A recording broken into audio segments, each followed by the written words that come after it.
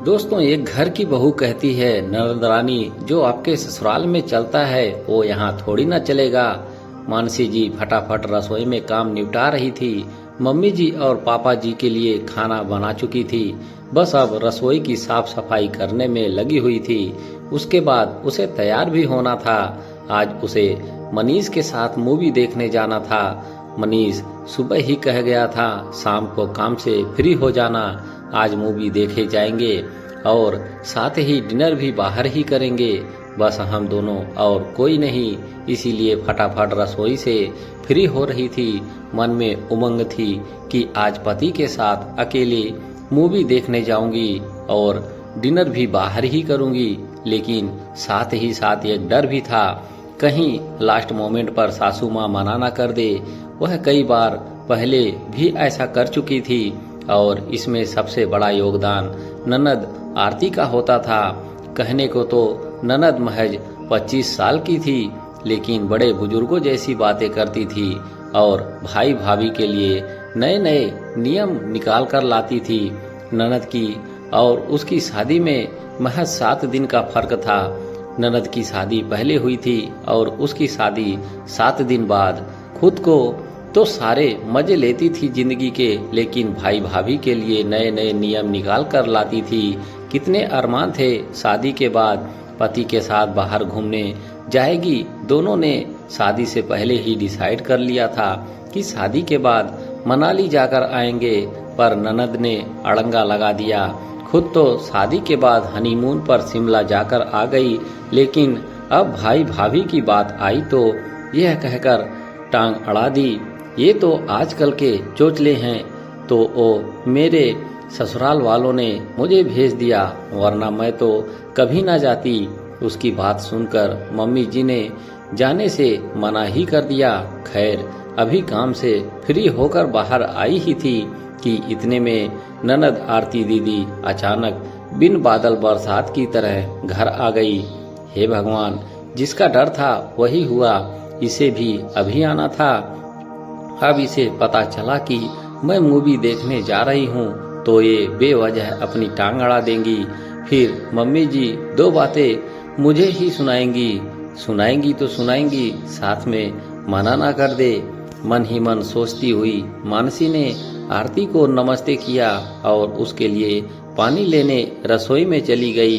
अभी पानी लाकर परोसा ही था कि आरती ने कहा, भाभी, मैंने सुना है कि मूवी देखने जा रहे हो। मुझे तो बहुत दिन हो गए मूवी देखे हुए। मैं तो मूवी देखती ही नहीं। आजकल की मूवी किसी काम की नहीं होती है। बेवजह की मारधार, घर फोड़ने के किस्से, इसमें अलावा होता ही क्या है। वैसे कौन सी मूवी देखने जा रहे हो दीदी? मुझे नहीं पता कौन सी मूवी देखने जाएंगे, इन्होंने ही टिकट बुक कराया है, मानसी ने कहा और अंदर जाने लगी। अरे ऐसे कैसे, आपको पता नहीं? आपने भी तो कुछ सलाह दी ही होगी। और मम्मी बता रही थी कि उसके बाद आप डिनर भी बाहर ही करके आओगे। भाई, बाहर का खाना आजकल हेल्दी नहीं होता। हमारे पड़ोस में वो वर्मा जी रहते हैं ना, उनकी बेटी बाहर खाना खाकर आई थी। 2 दिन तक पेट पकड़कर बिस्तर पर पड़ी रही।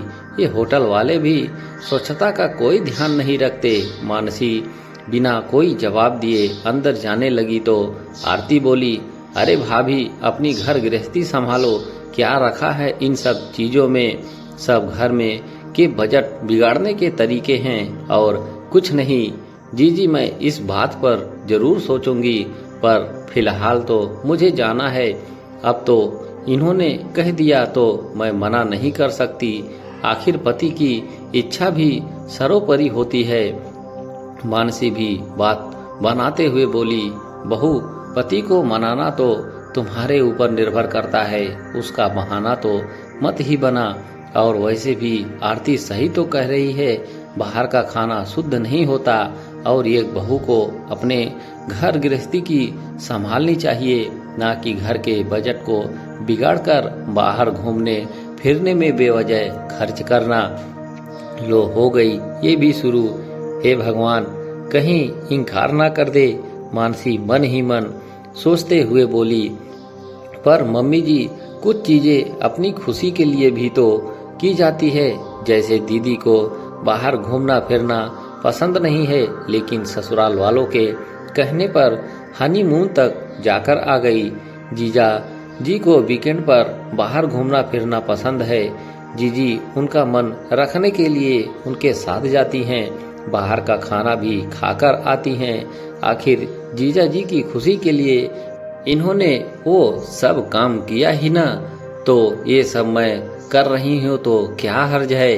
भाभी, आप मेरी बराबरी कर रही हो। जो मेरे ससुराल में होता है जरूरी तो नहीं कि वो आप भी करो। अरे एक आदर्श बहू वह होती है जो। आरती के बोलते ही मानसी उसकी बात काटते हुए बोली, दीदी मुझे आदर्श बहू बनने का कोई शौक नहीं। और दीदी, जो आपके ससुराल में होता है जरूरी तो नहीं कि हमारे घर में भी वही हो। जिस तरह वो आपको पसंद नहीं है जरूरी तो नहीं कि वो मुझे भी नापसंद हो।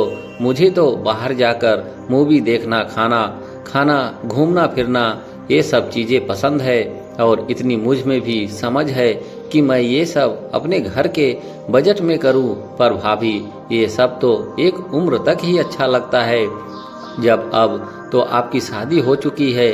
आपकी प्राथमिकता पहले घर है।